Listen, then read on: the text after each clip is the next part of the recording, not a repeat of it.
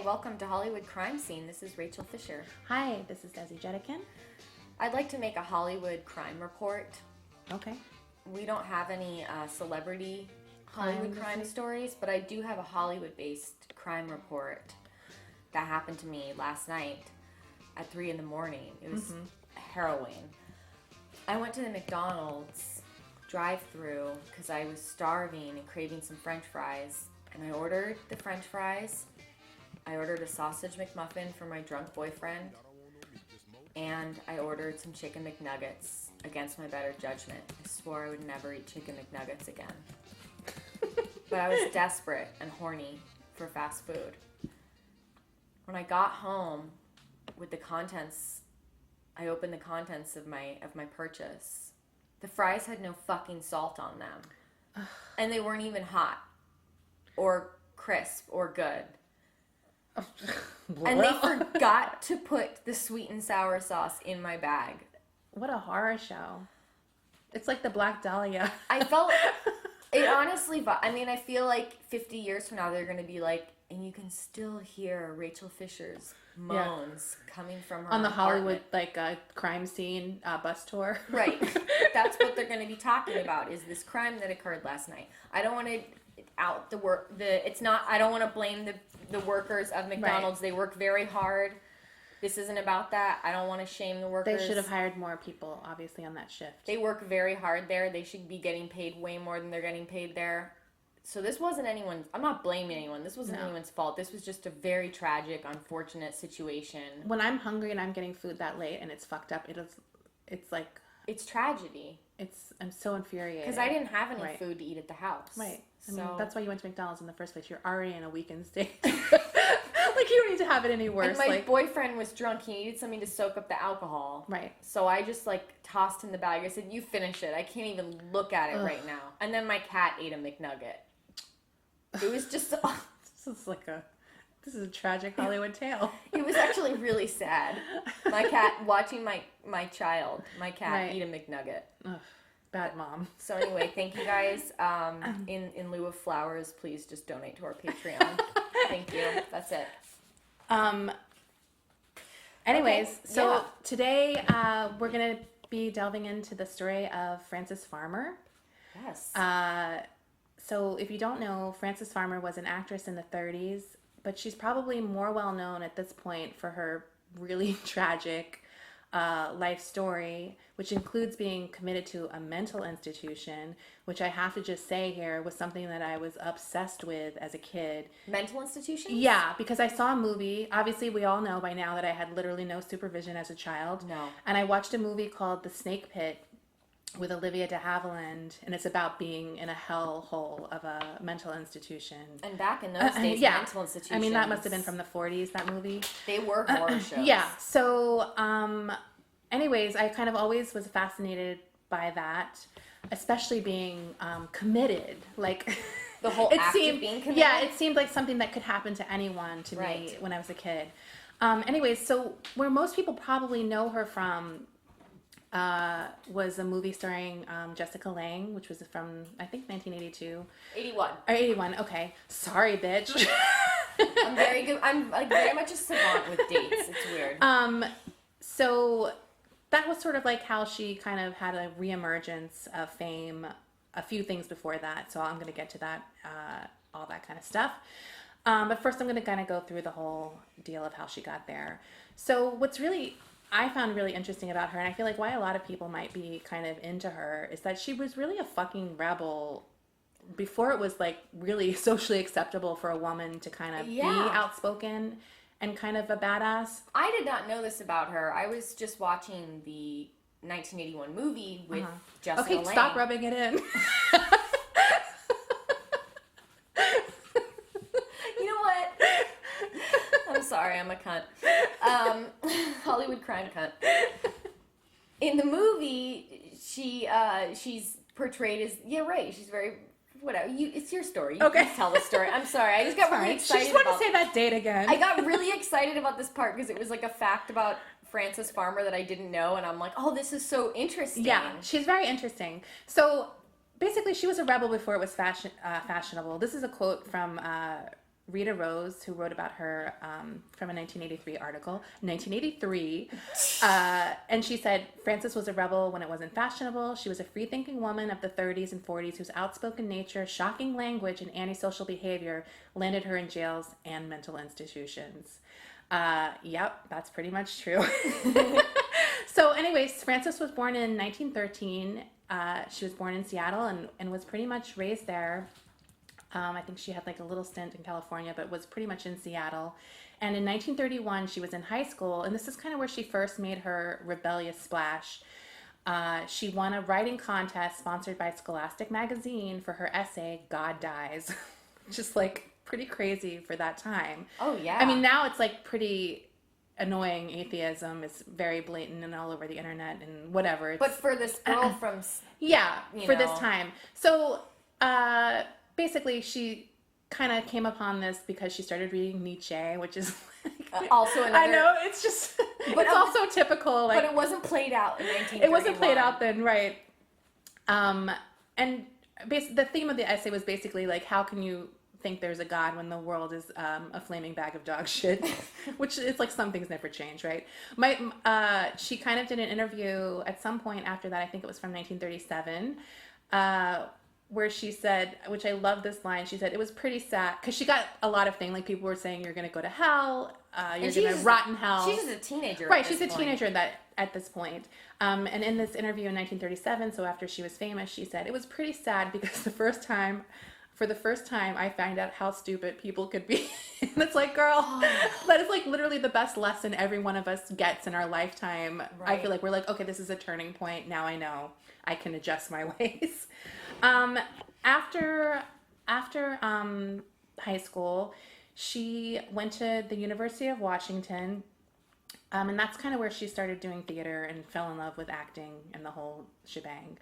In 1935, she won a subscription contest for selling like subscriptions to a leftist newspaper called The Voice of Action. So she kind of had a little bit of a... She was political. Yeah, she was like slightly political. The first prize for this, the prize that she won was a trip to the Soviet Union, which she accepted despite the objections of her mother. And it was basically so she could, I guess on the way to Soviet Union, she would be stopping in New York City. And that was kind of what she wanted because she couldn't afford a train ticket to go to New York and pursue acting. So this was her way to kind of get to New York. Very roundabout way. Going all the way to Russia. All the way to there, yeah. So she got back to New York and she started trying to be an actress in the theater. She wanted to be a theater actress. But of course, Hollywood came a knocking because she was very attractive, you know, with her classically, you know, movie star looks. And Paramount Pictures... the talent scout, his name was Oscar Serlin, arranged a screen test for her after seeing her in something, and they offered her a 7-year contract. So on her 22nd birthday, she moved out to Hollywood, and she did the whole studio shebang, you know, becoming like a contract player, basically. She was even hooked up with another actor at the time. His name was Leif Erikson, which I probably will call him Leif Garrett at some point. I was just going to say, it sounds I literally can't not do it. It sounds like Leif Garrett. Leif Garrett. Okay, Leif. Yeah, I keep saying Leif, but it's Leif, right? Yeah, okay. He's Leif Garrett. Leif Garrett. But Leif Erikson or Leif? I have no idea. Who cares? No one knows who he is. Anyways, but obviously with her rebellious nature, like from the start, she kind of always was rejecting this Hollywood star treatment and like having to get in line and create an image and all that kind of stuff just never really sat well with her. She had a few like early successes. I think it might have been her first 2 movies. She was in a movie with Bing Crosby called Rhythm on the Range, which I don't know what it is, but it sounds like a cowboy sing-along. It does. Something or other. And then her big sort of breakout movie was called Come and Get It. These titles are like, yeah, it's like, it sounds like some kind of crazy porn. Now that movie was originally directed by Howard Hawks, which was a huge film director at the time. And he called her the greatest actress he had ever worked with. He at some point got fired during that film and was replaced by William Wyler, which is another major film director at the time. And Frances was rebellious and she was a piece of shit bitch to William Wyler because she was loyal to Howard Hawks. And he said, about her. The nicest thing I can say about Frances Farmer is that she is unbearable, which I kind of love, like being a woman where you have such dramatic reactions from men. Like you should always want to have an extreme reaction from people, right? And Cecil B. DeMille also said that she was the screen's outstanding find of 1936. She was a good actress. She wasn't like just a pretty face. But because of that, it made it even more irritating that she was being treated kind of like a fluff Hollywood star who actually didn't have talent. She had always been fascinated with something called the group theater. Fuck, I accidentally missed it somewhere. I didn't type it, but I think that's the name of it. It was kind of like a leftist theater group. And it's 1937, she left Hollywood, which broke her contract, basically, to work with that theater company who was, it is the group theater. And at the time, the director for that theater was Clifford Odets. And she got a leading role in his play that he was directing called The Golden Boy, which was a huge hit. And obviously, Frances and Clifford, which is like a horrible name. Clifford. I just think of the big red dog. It doesn't sound hot, but she had an affair. They started having an affair. He was married to an actress named Louise Rainier at the time, who was a big star. But obviously, at some point, as men are wont to do, he dumped her. He actually dumped her by a telegram, a 2-line telegram, which is like so whack. It's like the dump by text of the 1930s, right? Right. I'm breaking up with you. Stop. And then to make matters, like to put like salt on the wound, they hired another actress to take over her part in the play, and it was an actress that basically funded the play. So she kind of got the part for money, and that actually irritated Frances even more because she's like, "Hey, you guys are socialist, but you're taking the payoff for the wealthy capitalist money to do your whatever." Right. So she kind of had a consistent stance on things, I guess, but she was probably also pissed. So you know, you take it whichever way you want.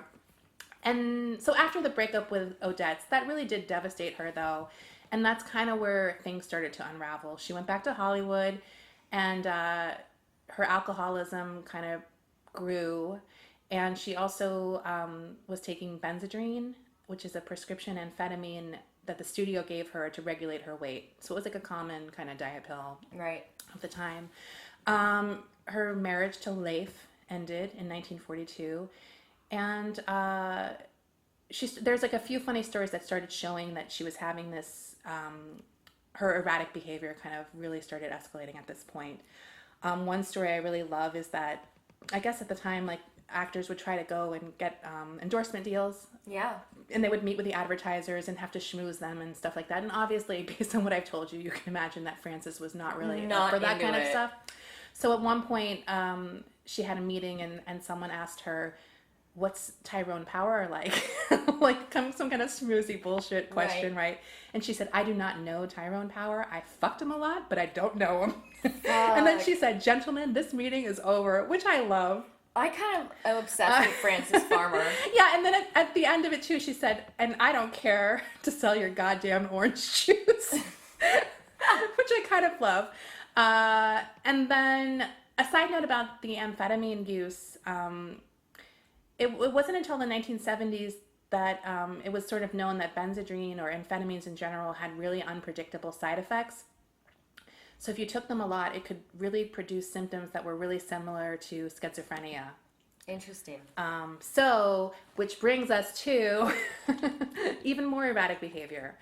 On October 19th, 1942, sorry, I scrolled too far, Farmer was stopped by the Santa Monica police for driving without a license. I guess she wasn't stopped for that, but she ended up not having her license. And the reason she was pulled over was because she had her headlights on bright. And at the time, it was a wartime blackout zone on the West Coast, so you weren't allowed to have headlights. Do that. Yeah. Or brights. I think that's so... I mean, yeah, there were a lot of really stupid reactions to the war going on, but that seems like such a dangerous, because random thing.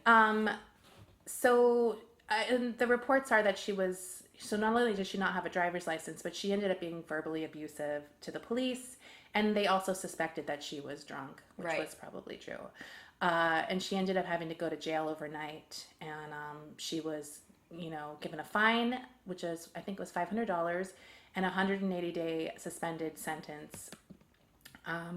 She paid some of the fine immediately and then was set on probation and had to pay the other part of the fine at some point. She also was supposed to meet with a probation officer, but basically she didn't do any of that fucking shit. So in January of 1943, so like a few months later, a bench warrant was issued for her arrest because of those things. Right. Around the same time, she dislocated the jaw of a hairdresser on the set she was working on. She like socked her, and that hairdresser filed a charge against her. Yeah. So the conjunction of those two things were led to like a warrant for her arrest. So the police were looking for her, and she was at the Knickerbocker Hotel in Hollywood.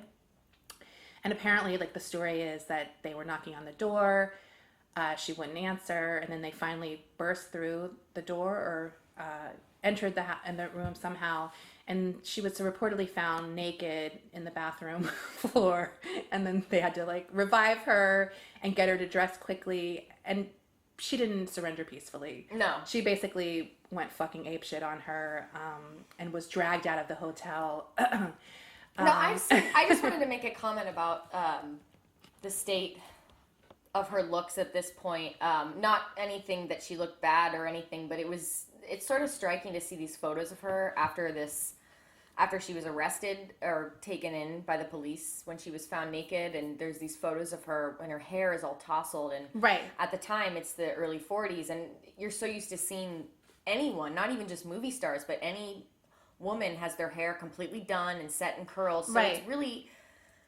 It's really interesting to see this 1940s picture with these 1940s clothes, but the hair is completely undone and tousled, right, and not done. And she really looks like Jessica Lange in those photos. Like, and sometimes I'm like, wait, is that Jessica Lange or Frances Farmer? Like, it's really hard to tell sometimes. When I was looking at pictures of her, there were times where I just couldn't tell. I mean, right, especially in the disheveled police photos. They really nailed it with that casting. Yeah. Anyways, this is another fucking amazing line that I am definitely stealing. When she finally arrived at the police station, they're booking her, and someone asked her what her profession was, and she responded, cocksucker. Which is just like, hello, amazing. Like, I mean, every time I hear this kind of stuff, I'm like, this is like in the 40s, like, I mean, and she's a big Hollywood star, or pretty big, like, well-known person at the time. It would be a huge fucking story if it was a Hollywood star saying that today. Right. I mean, like, if Reese Witherspoon or whoever. Right, so like an Oscar-nominated, Oscar-winning, or whatever, lauded actress, but the fact that you don't, and again, it's like the juxtaposition, it's the strikingness of, like, you don't picture the 40s, this, like, prim and proper. Right. It's very like John Waters dialogue, like, oh, totally. Like, you can picture Divine saying that in Female Trouble or something. Right. I'm a cocksucker and a shit kicker. Like, I mean, it's so fucking hilarious. Anyways, so the next morning she has a hearing, and it's with the same judge that she dealt with at the last court hearing. So his name is Marshall Hickson, and this is like a little snippet of dialogue. I will perform both parts. Fabulous. So the judge says, Miss Farmer, were you fighting at the Hollywood Knickerbocker Tuesday night? Farmer, calmly, sarcastically, yes, I was. I was fighting for my country and for myself. Light laughter in the courtroom. So she's being funny, like, and she's kind of like showy in that way. Like, she's a little bit of like, I mean, we both probably have done that. We're reveling in our fucking like rudeness. Like, you know what I mean? Like Don Davenport. Totally. And he says, control your mouth, Miss Farmer. Have you driven a car since you were put on probation? No, I haven't. But only because I couldn't get my hands on one. And they're just more, the transcript says, sounds of press gallery with pencil scratching on pads. Wow. Since you appeared in this court on October 24th, have you had anything to drink? Farmer loudly, I drank everything I could, including Benzedrine. Hickson, raising voice, you were advised that if you took one drink of liquor or failed to be a law-abiding citizen, she cuts him off. Listen, yes. I get liquor in my milk, I get liquor in my coffee, and in my orange juice. What do you expect me to do, starve to death? I don't even know. I think at this point, I'm not quite clear, but I think at this moment she threw an inkwell at the judge. And then the judge stands up shouting, 180-day sentence to be served in the Los Angeles County Jail immediately. And Farmer says, fine. And then this the judge, is literally drag queen dialogue. Yeah. And then the judge says, and the description is that he's beat red. Take her to jail. And then this is kind of where though she kind of realizes, oh wait, like I'm actually going to jail. Like it was funny for a moment, but I pissed him off and my charm isn't working on this asshole, right? So this is where she's like, oh shit, like I didn't have a lawyer. So she's like, I haven't had a lawyer. What I want to know is, do I have any civil rights? Like she started realizing she didn't get her phone call, she didn't get her lawyer, but she didn't ask for anything. Right. Until it was too late, basically. So the cops come to remove her. She says, I want my phone call. And the cops are basically like, nope. So this is kind of like the big scene in the movie. Like she's literally dragged out, kicking and screaming, knocking police officers down, hitting them, bruising them. As they passed a phone booth, she was trying to grab onto it to call her attorney. Matrons, they're called. I'm assuming those are female officers to deal with female prisoners. They removed her shoes, so as they carried her to the cell, she couldn't kick them anymore. I think that she was also put in a straitjacket, so it was like fucking dramatic. Right.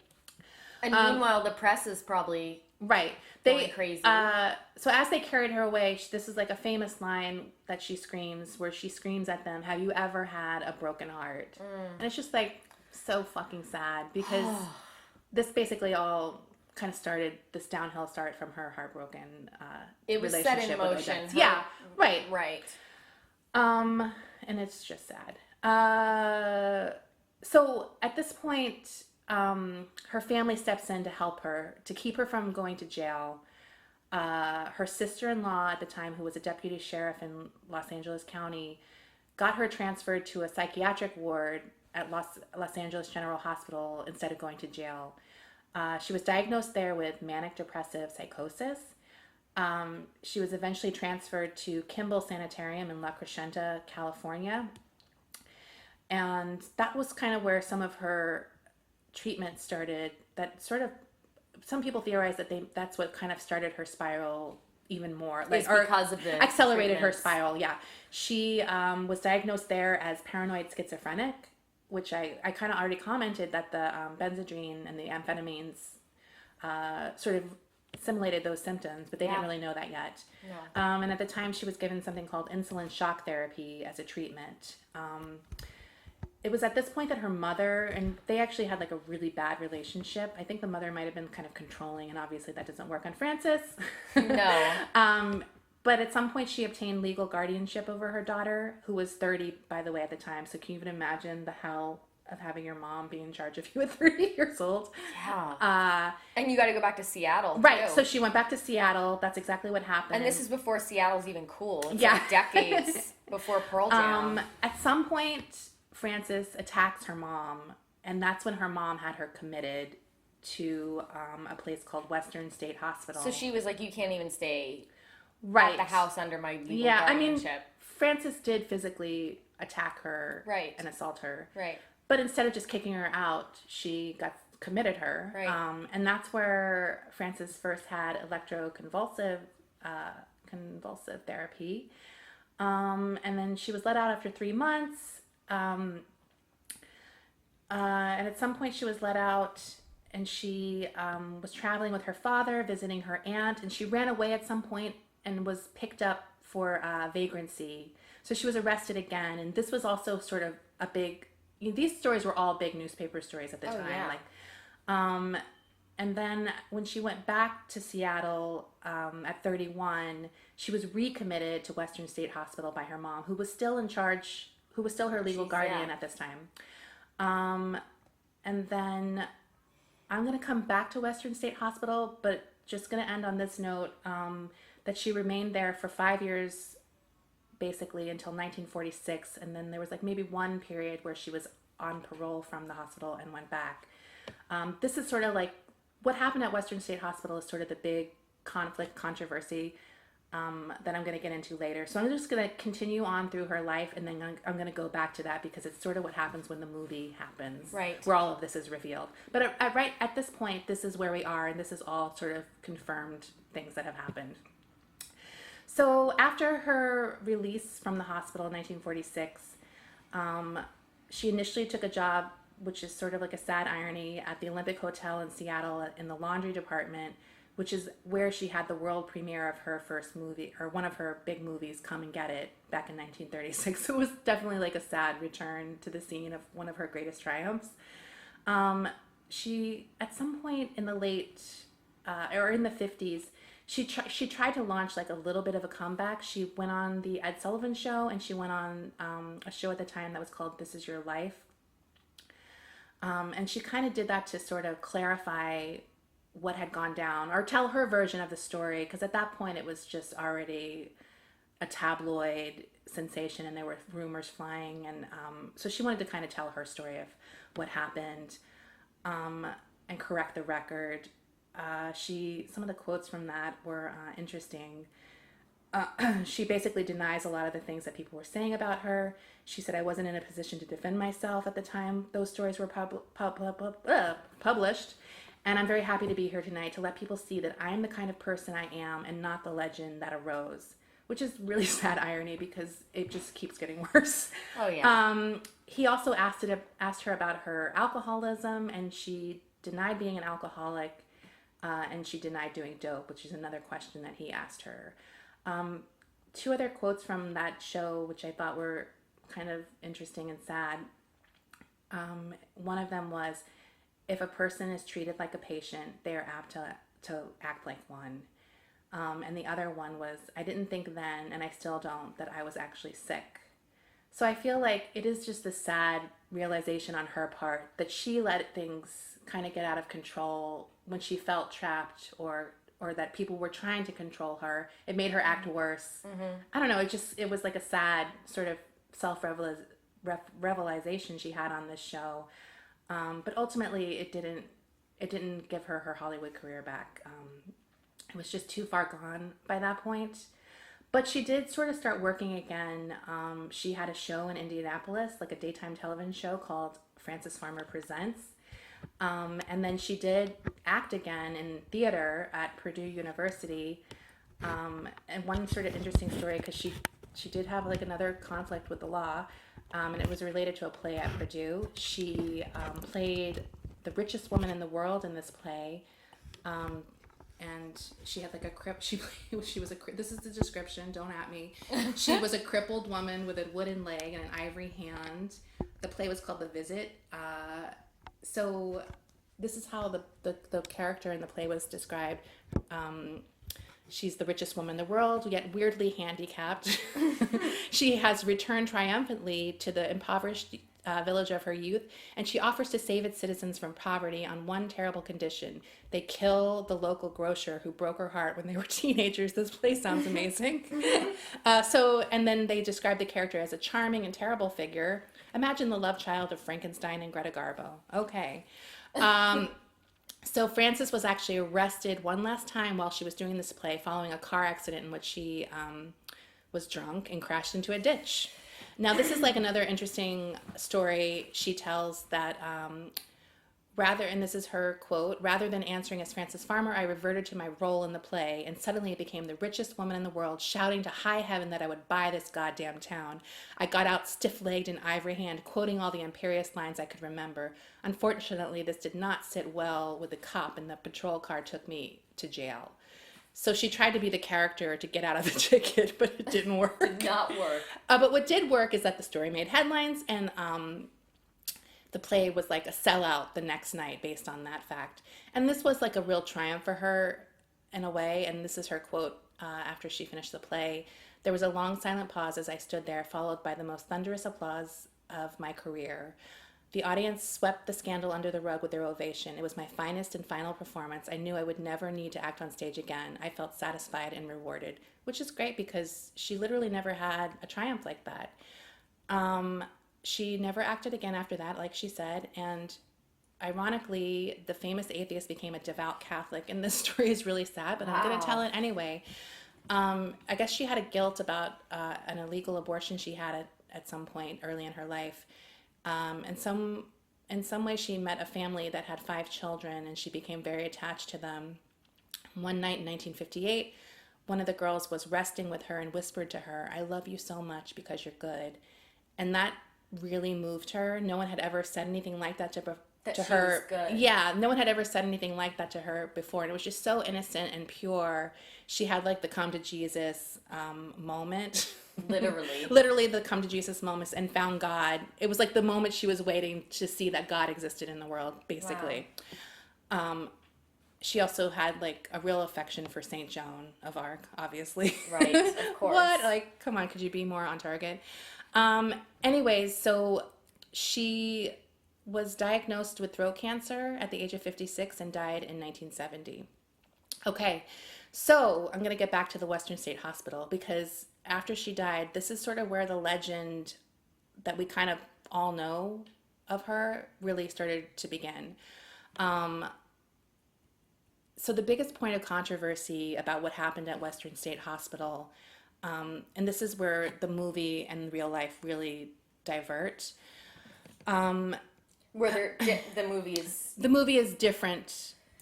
This is where what the movie is based on kind of starts, but it's wildly different than the reality. Okay. So, anyways, this is sort of like where this legend of who she was began, and it kind of all started with our favorite guy, Kenneth Anger, in Hollywood Babylon.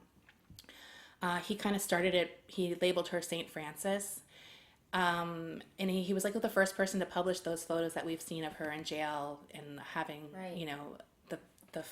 Those crazy pictures Right. when she was being dragged away. And he kind of labeled her Saint Francis because she really became this symbol of the Hollywood machine, like taking an innocent and chewing them up and spitting them out. The Britney Spears. Yeah, the like Lindsay Lohan. using them and destroying them, basically. Right. And driving them to madness, right? Like all the drama. So the first sort of fabrication that came on the scene about what happened at the hospital, before she died, Farmer was writing an autobiography. She died before it was finished. So her friend at the time, whose name was Jean Ratcliffe, she was kind of writing it with her. She was like, I'll finish it. Yeah. The book was called Will There Really Be a Morning? And that's morning, like as in day morning, not morning. Because every time I heard it, I was like, oh, morning, like mourning the dead. Right. And it talks about her stay at the hospital. So no one really knows if Frances really said this or Jean, her friend, made things up. Because after Frances had died, she really had to sell the book still. So people speculate that she had to sensationalize things in order for the book to sell. And not only for the book to sell, but to be successful and then to sell the movie rights to the book. So it's like there's speculation. There's speculation that this is why she did this. There's no proof that anything that's said, and it's presented as if this is Frances's story, but no one really knows that it was. Okay. So in the book, some of the claims include that Frances was forced to eat her own feces and that she was a sex slave for male doctors and orderlies. And I even saw one account that they would bring in local soldiers to fuck patients. And obviously being like a movie star, she would be like the prime target as far as just being attractive and maybe even like a, notch on the belt, like I fucked Frances Farmer, right? She described her stay there as unbearable terror and said that she was raped by orderlies, gnawed on by rats, poisoned by tainted food, chained in padded cells, and strapped into straitjackets and then half drowned in ice baths. So, I mean, like the typical fucking horror show of a state hospital. Of a sanitarium. Right. Now, I know, like you just said, that is sort of the cinematic depiction of the horror show of old school sanitariums, but I do think that there is validity to that. The conditions and what we knew about mental health treatment then versus today, even with the drugs that were given, were a lot different, and not even knowing about the effects of the amphetamines. And so I feel like people who didn't have the awareness of mental health also could have been like, these are hopeless people, we need a place to store them. And yeah, of course they were well-meaning doctors and people who wanted to help, but it's a pretty horrific picture she's painting. Yeah, definitely. I mean, I'm not saying one way or the other because there's no proof either way. That it did happen or not. Right. So, like, on top of that, in 1975, I think, it might have been 78. Sorry, Rachel. Where are you with your facts? A book called Shadowland was written, and it was written by a Seattle film reviewer named William Arnold. And this is where the really dramatic claim about what happened at the hospital was first presented. From this guy. And I realized prison rape and rape is also very dramatic, but this is sort of the one that's the big fucking scene in the movie, and that kind of really created much of her kind of, legend. So at the time at this hospital, there was a doctor there named Walter Freeman, and he, along with another guy, is the one that sort of introduced the prefrontal lobotomy. So he I think it might have already existed, but he kind of refined the process so that they no longer were drilling through the skull, but they instead, this is the improvement, by the way, they would insert an ice pick-like device through the eye socket up into the brain to sever the frontal lobe. Oh, that's much better. Yeah, that's the improvement. So this is the first time this has ever been mentioned, was in this book, Shadowland.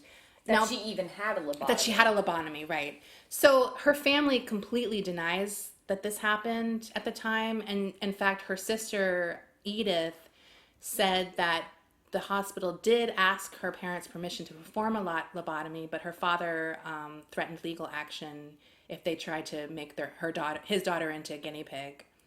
The other sort of thing that makes it sort of likely that it isn't true is that this hospital, Western State Hospital, was really proud of lobotomies. Like, they didn't think it was a bad thing at that point, and they really publicized the fact that they were giving them to people and treating people with them. So there's probably no fucking way they wouldn't have made a big deal out of curing their most famous... With their lobotomy. Yeah, like, it seems really unlikely that they wouldn't have publicized that in any way. What about the pictures that... I mean, I looked up Frances Farmer lobotomy today under image search, and I guess it wasn't her in the picture then, but it looked There like is a her. picture that they claim is her. About? Yeah, I know exactly what you're talking about. That's not her. That's not her. No, but there is a picture that's on the internet, and we'll post it on one of our social media accounts. Because it is the doctor. It's the doctor, lobotomy. and all of that is true. Like, he was there. They were doing lobotomies, but that picture is very famous. But it's, I think that it's been proven that it isn't her. Do you know if people still get lobotomies today? I don't think so. Yeah. I mean, there might be some kind of...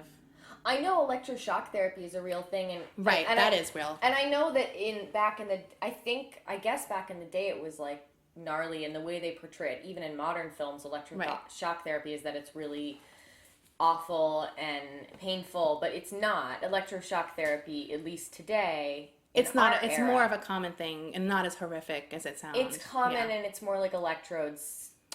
I mean, I had that on my knee pulses. when I had like a car accident. You get that pulses to like whatever. I've had that on my knee before. It's not too. the horror show like biting you picture down on it. the Yeah. It's not that anymore.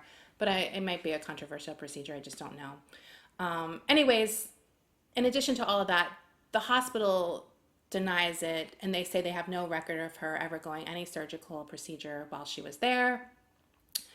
And like one funny quote that people sort of say proves it even more is like in his book at some point, Arnold says, after she had the procedure, she would no longer resist authority or provoke controversy. And obviously we know she still sort of had that fucking badass attitude after she was out of the hospital. Right. And then I'm going to get into a little bit more about how they definitively know it wasn't true. But first I'm going to take a little bit of a sidetrack.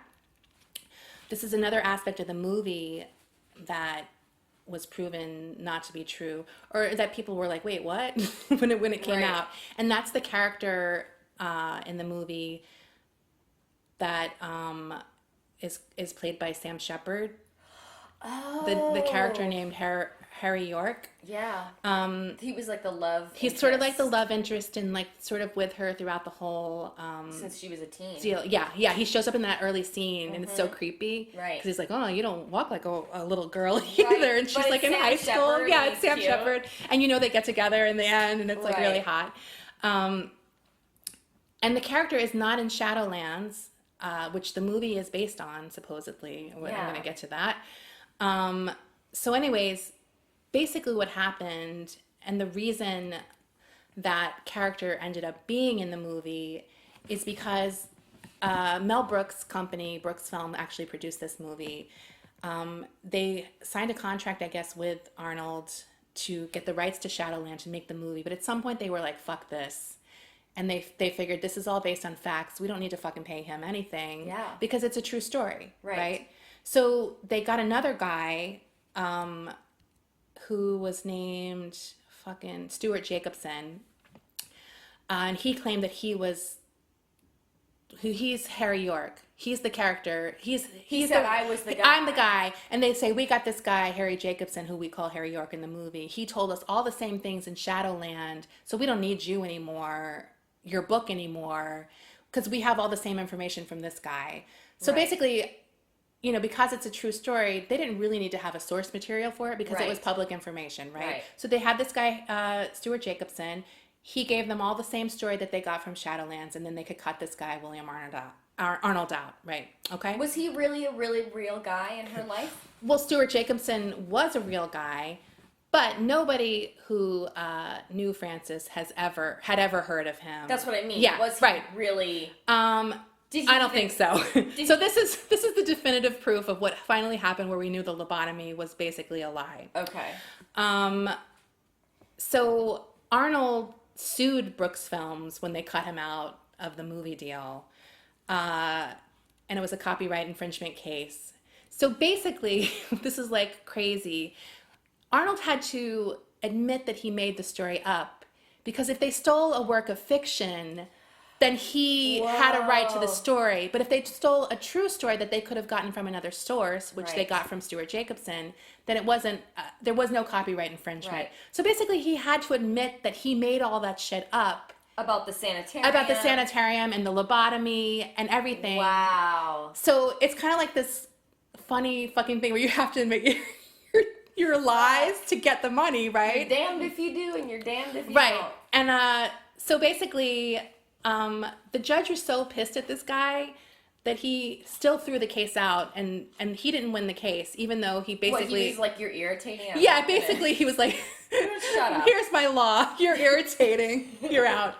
But that was the whole basis of this film, was this lobotomy, and it wasn't true.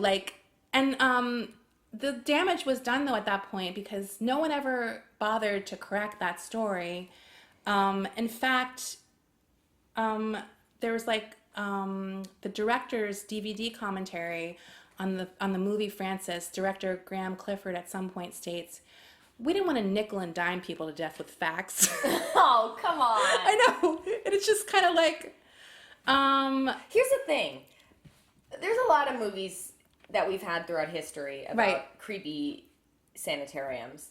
But you know what? Mental illness is fucking terrifying. As someone who's struggled with mental health problems, it's very common. A lot of people struggle with mental health problems. I've never had schizophrenia, but I've had my share of issues. And it's a very fascinating and very terrifying subject matter in its own right. And I watched Francis, the movie, starring Jessica Lange, and they really do focus more on the sanitarium being the star of the film rather than her mental illness. Right. I mean, they do show... It's sensationalized, for sure. It's sensationalized, but I do think I would have been more interested to see personally as a viewer just her own personal struggles with the mental illness. And just in a normal sanitarium. And that's something we might have seen if she didn't die.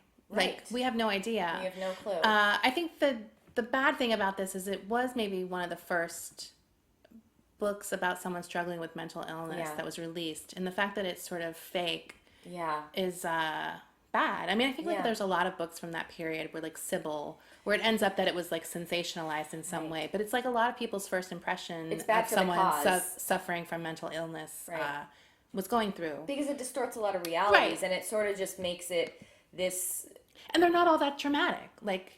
It doesn't have to be that level for you to care. Right.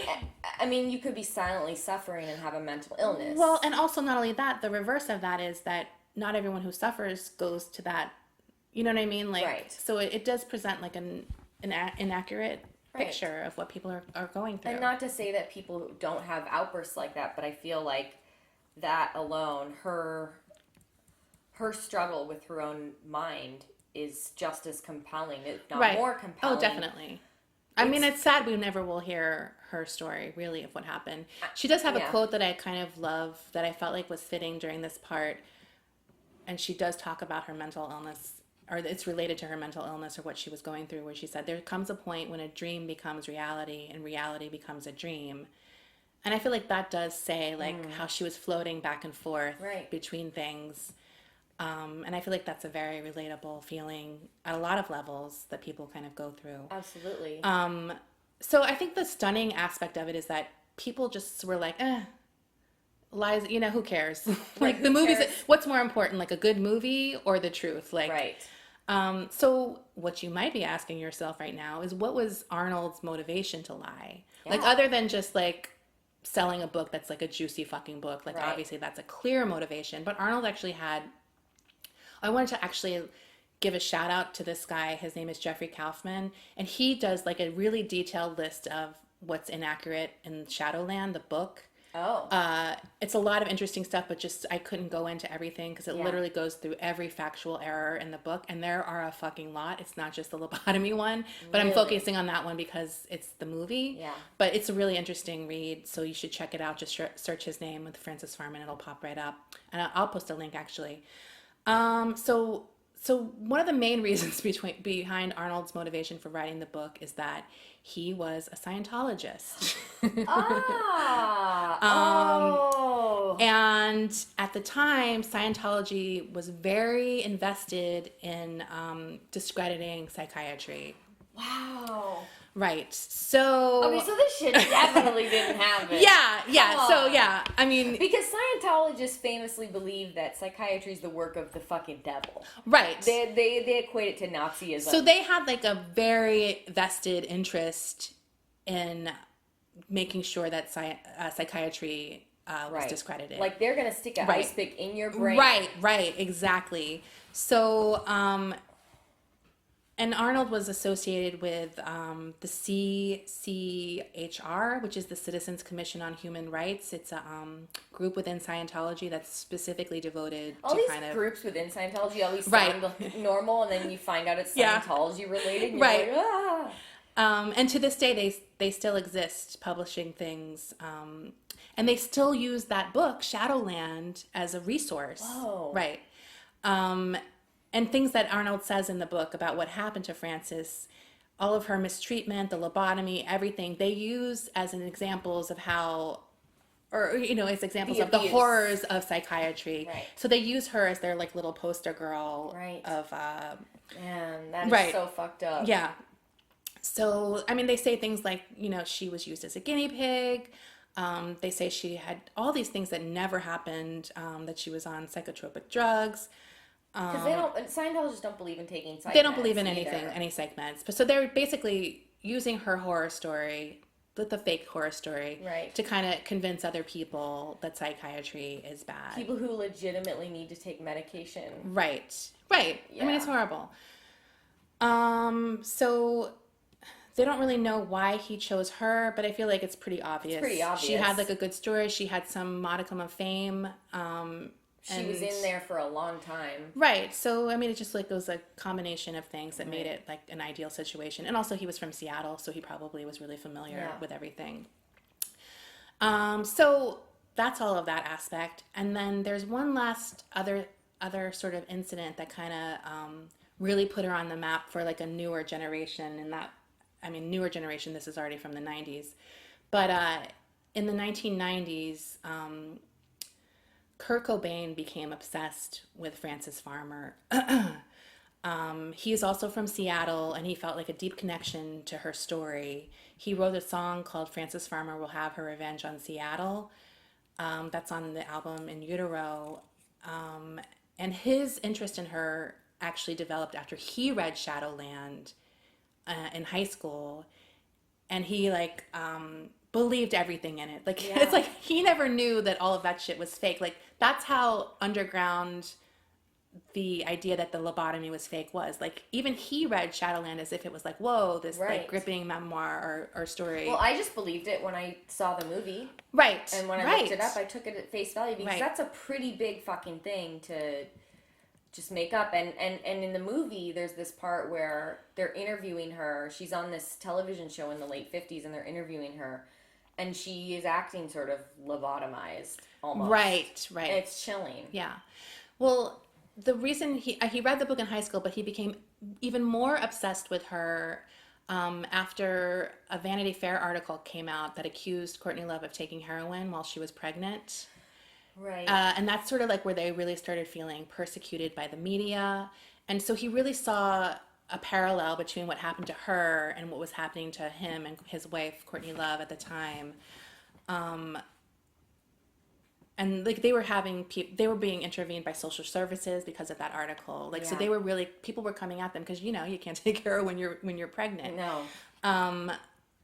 The other aspect of the story, Courtney Love actually wore a vintage dress owned by Frances Farmer when she married Kurt Cobain.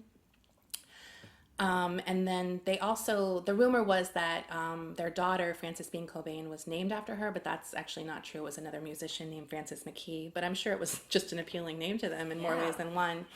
And then that's pretty much it. And we all know what happened to Kurt Cobain. I'm not going to get into that. That's a tale for another day. That's a different episode. I'm going to end on this one last quote from her that she gave Modern Screen magazine, which I do think kind of says it all about her, and that's why I hate that she was sort of manipulated by all these people after she died and had a more sad sack story than maybe it really was. Right. Because she sort of was strong and badass and always took credit for or responsibility for her actions.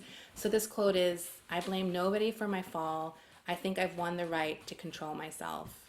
And I just feel like that just makes me feel like we would have gotten a whole different story if she had survived to finish her memoir that I think would have been more empowering, maybe? I just think she was a really profound woman, and she was an incredible actress and incredibly beautiful. Like, I mean, I was looking at pictures of her just like... Yeah, her sort of like... floored.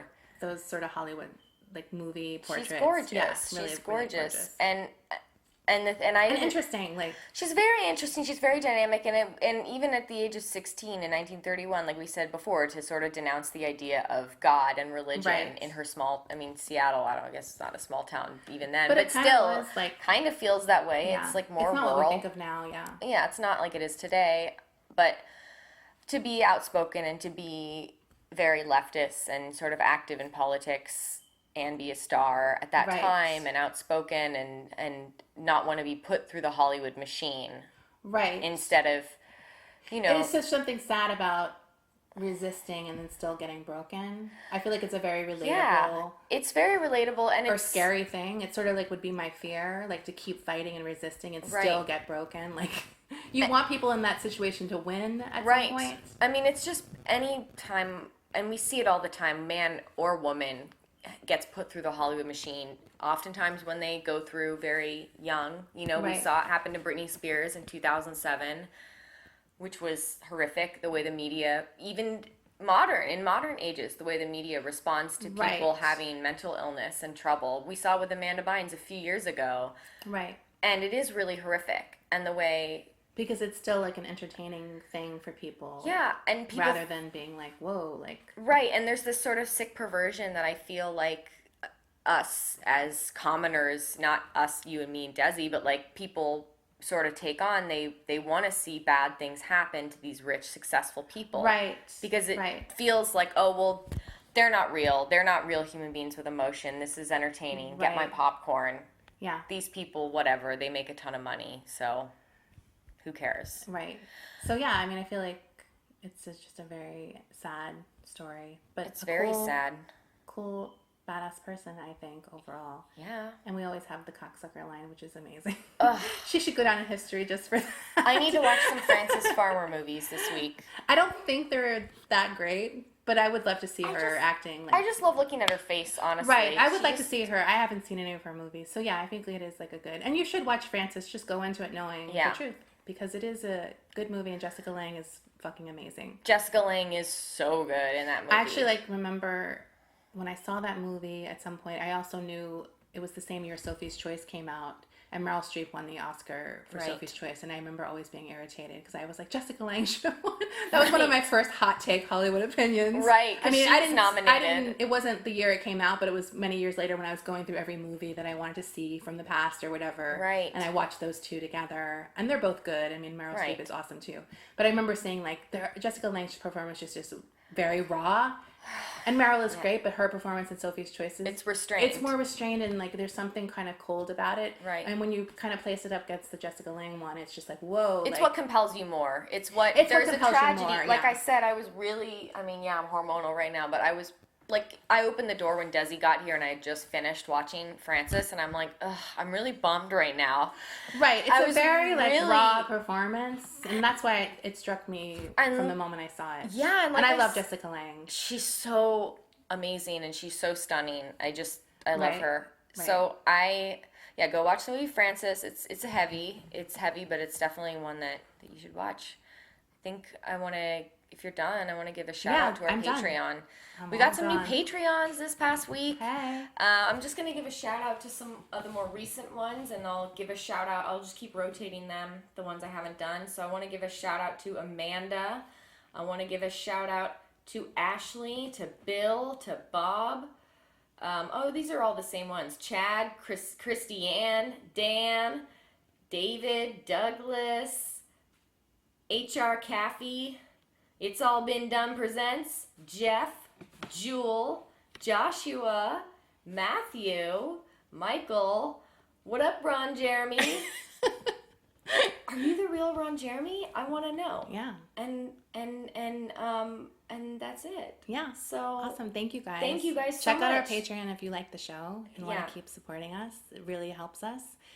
And then I'll check us out on all of our social media accounts, which I think mostly are Hollywood Crime Scene. It's all except for Hollywood. Twitter. Right, except for Twitter, which is H Wood Crime Scene. So please. And if you follow us, we tweet stuff from there. And we love your reviews. I read all the new reviews that come out on iTunes. I check it every day like an obsessed person. Right. Because. No, they're really good. We love seeing them. But Desi and I always text each other like, oh my god, look at this review. Look what they wrote. It's so sweet. I sent one to my mom because I was like, Mommy, look what I'm doing. It's better than my cum podcast. But and even just the stars help, so you don't have to even write anything. That's why we ask for them is because it helps us chart on iTunes and it helps us get more listeners, and we're really amazed at all the listeners that we've gotten already just in the past 3 weeks we've been doing the show. Right. So I'm we want to excited. continue to grow, and we're going to work on getting some more perks, and the more money we get from Patreon, we want to create some merchandise hopefully in the future. Yeah. So keep donating if you got the money. If not, the show will always be free. We want your listenership more than your money. So I feel like I had one more thing to say. Yeah. But yeah. I feel like I had stuff to say this week. Right, me too. But- But thank you so much. We actually really appreciate it. It's really cool and exciting. Yeah. And we love hearing from you. Yes, we love hearing from you guys. And check out we do have a good perk actually with a $5 perk right now. $5 per month. You get bonus episodes. Right. So those are really fun. You can check those out if you give us a $5 a month donation. And they tend to be like a little more urban legendy, And racy, raunchy. raunchy kind of stuff. So if you like our Twitter account, you might like It's those. like Twitter. It's like our Twitter account in but with action. Hollywood Yeah. kind of It's raunchy very, stories. It's fun. very dirty. We love doing them. Okay, cool. Okay. Thank you so much. Bye.